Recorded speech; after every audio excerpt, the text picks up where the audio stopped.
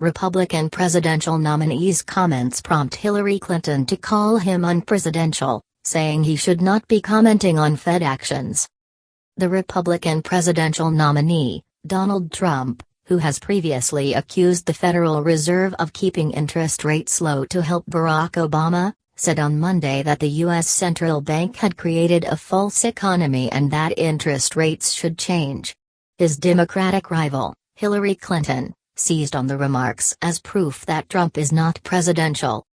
"They're keeping the rates down so that everything else doesn't go down," Trump said in response to a reporter's request to address a potential rate hike by the Federal Reserve in September. "We have a very false economy," he said. "At some point the rates are going to have to change," Trump, who was campaigning in Ohio on Monday, added. "The only thing that is strong is the artificial stock market." His remarks did not sit well with Clinton.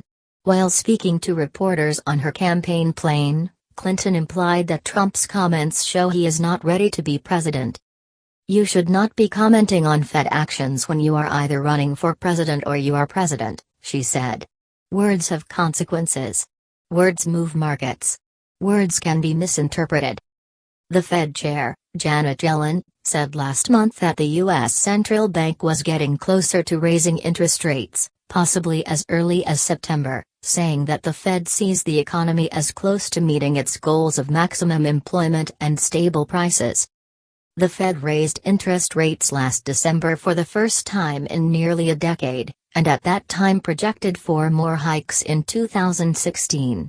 The Fed later scaled back that projection to 2 rate hikes this year in the wake of a slowdown in global growth and continued financial market volatility.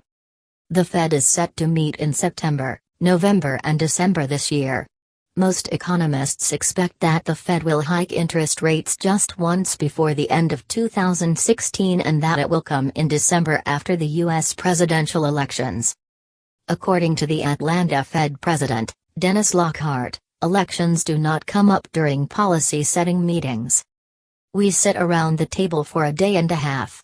We talk about the state of the economy, we talk about the outlook for the economy, we talk about how close we are to our mandated objectives. Many of us, the Fed presidents, give some color from our regions from the conversations we have had with business leaders and community leaders and so forth, and really talk about what the best decision is that we can make at this meeting for the long run for the economy. And that's it," he said in May. "Rarely does anyone bring up a political subject. It's not part of how we conduct ourselves in this meeting." Prior to winning the Republican nomination, Trump had called Yellen's tenure highly political and said the Fed should raise interest rates but would not do so for political reasons. The Fed has been a target of some conservative critics in the U.S. Congress, who say the bank risked sparking inflation with its easy monetary policies in response to the global financial crisis. Fed officials say their independence is critical to making sound policy decisions. The Richmond Fed President, Jeffrey Lacker, and Kansas City Fed President, Esther George, are scheduled to defend the Fed's policies before the U.S. Congress on Wednesday.